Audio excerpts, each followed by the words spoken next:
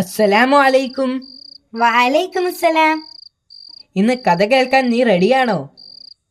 അതെ, ഇന്ന് ഏത് കഥയാണ് അങ്കിൾ പറയാൻ പോകുന്നത്? ഇൻഷാ അല്ലാഹ്, ഞാൻ ഇന്ന് പറയാൻ പോകുന്നത് ഫാത്തിമ റളിയല്ലാഹു അൻഹയുടെ കഥയാണ്. ബിസ്മില്ലാഹ്.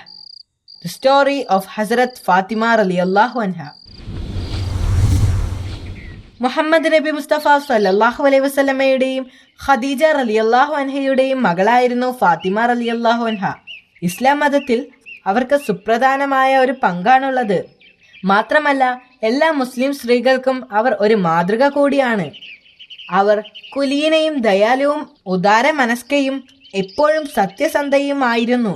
ഇൻസിയ, അസറ, മസൂമ എന്നിങ്ങനെ പല പേരുകളിലും അവർ അറിയപ്പെട്ടിരുന്നു. ഹസ്രത്ത് ഇമാം അലിയുടെ ഭാര്യയായിരുന്നു അവർ. തന്റെ വാക്കുകളിലൂടെയും പ്രവർത്തനങ്ങളിലൂടെയും ഒരു യഥാർത്ഥ മുസ്ലിം വനിത എങ്ങനെ ജീവിക്കണമെന്ന് അവർ ലോകത്തിന് കാണിച്ചു കൊടുത്തു. ഫാത്തിമ ബീവി റളിയല്ലാഹു അൻഹ ഒരു വെള്ളിയാഴ്ചയാണ് ജനിച്ചത്. വിശുദ്ധ പ്രവാചകൻ അവർക്ക് ഫാത്തിമ എന്ന് പേരിട്ടു. അവർ ജനിച്ചപ്പോൾ മാതാപിതാക്കൾ ഇരുവരും വളരെയധികം സന്തോഷിച്ചു.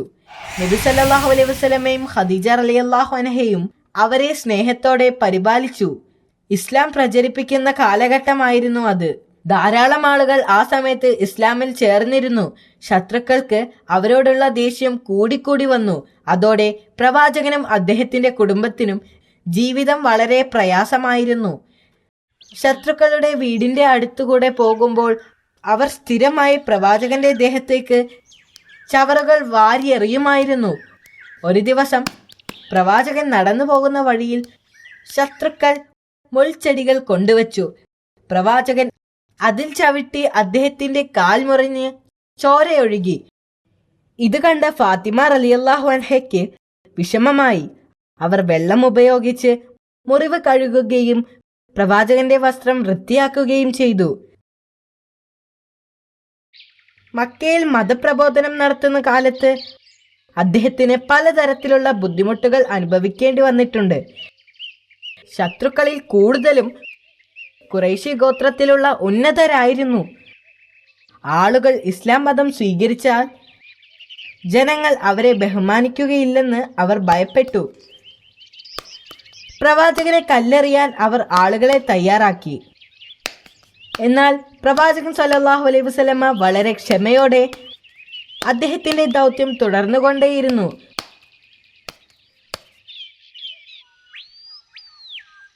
ഖുറൈശികളുടെ എല്ലാ ശ്രമങ്ങളും പരാജയപ്പെട്ടപ്പോൾ മക്കയിലെ മുസ്ലിങ്ങൾക്ക് വിലക്കേർപ്പെടുത്താൻ അവർ തീരുമാനിച്ചു. പ്രവാചകന്റെ അമ്മാവനായ അബൂ ലഹബ് മക്കയിലെ ഖുറൈശികളുടെ നേതാവായിരുന്നു. അവൻ വളരെ ദുഷ്ടനായ മനുഷ്യനും മുസ്ലിങ്ങളുടെ ഏറ്റവും വലിയ ശത്രുവുമാണ്.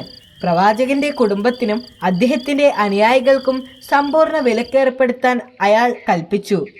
മക്കയിലെ ആരും അവരുമായി വ്യാപാര വിനിമയം നടത്താൻ പാടില്ല. അവരുമായി സംസാരിക്കാൻ പോലും അവരെ അനുവദിച്ചില്ല. ഒരാളുടെയും സഹകരണമില്ലാതെയുള്ള ആ ദിവസങ്ങളിലെ ജീവിതം വളരെ ബുദ്ധിമുട്ടേറിയതായിരുന്നു.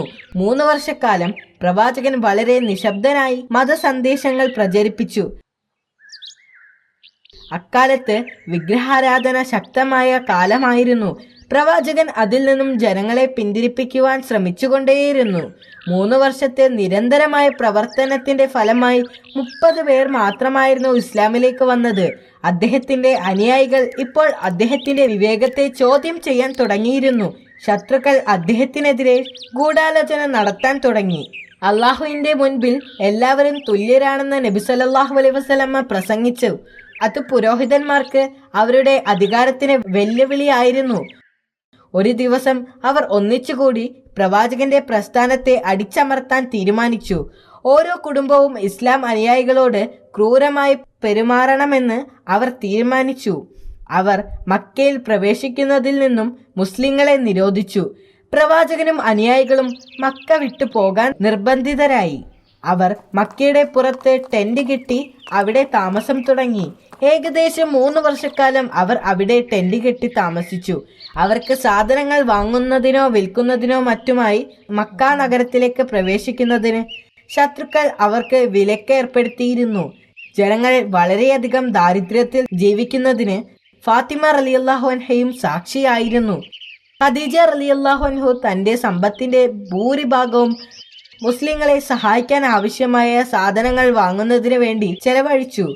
പക്ഷേ അവർക്ക് ഒന്നും വിൽക്കരുത് എന്ന വിലക്കുള്ളതിനാൽ വളരെ വലിയ വില കൊടുത്തായിരുന്നു അവർ സാധനങ്ങൾ വാങ്ങിച്ചിരുന്നത്.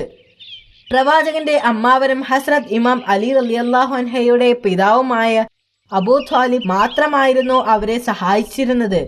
തന്റെ മരുമകനെ ഉപേക്ഷിക്കാൻ അദ്ദേഹം തയ്യാറായിരുന്നില്ല. ഇങ്ങനെയൊക്കെ ആണെങ്കിലും പ്രവാചകൻ തന്റെ മതപ്രബോധനം തുടർന്നു കൊണ്ടേയിരുന്നു. ദിവസങ്ങൾ കഴിയുന്തോറും കൂടുതൽ ആളുകൾ ഇസ്ലാമിലേക്ക് വന്നുകൊണ്ടേയിരുന്നു. മുസ്ലിങ്ങൾക്ക് വിലക്കേർപ്പെടുത്തിയത് കൊണ്ട് യാതൊരു പ്രയോജനവുമില്ല എന്ന് മനസ്സിലാക്കിയ ഖുറൈശികൾ മുസ്ലിങ്ങൾക്ക് ഏർപ്പെടുത്തിയ വിലക്ക് പിൻവലിക്കുകയും അങ്ങനെ മുസ്ലിങ്ങൾ മക്കയിലേക്ക് തിരിച്ചു വരികയും ചെയ്തു.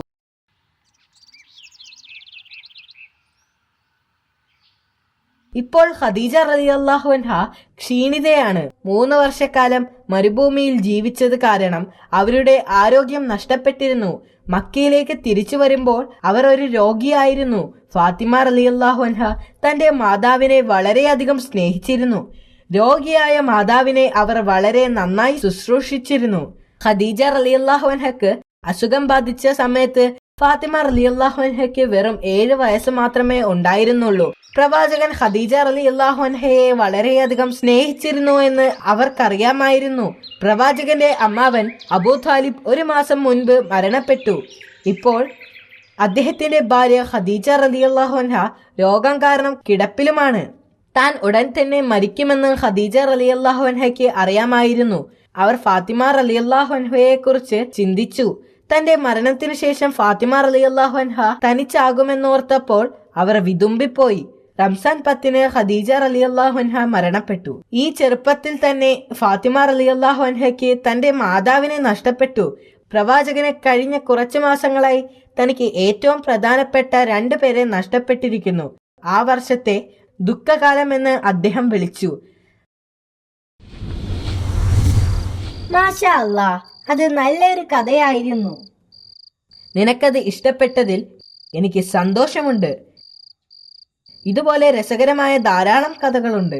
അത് ഞാൻ പിന്നീട് പറയാം. എനിക്ക് പോകാനുള്ള സമയമായി. Good bye. Good bye.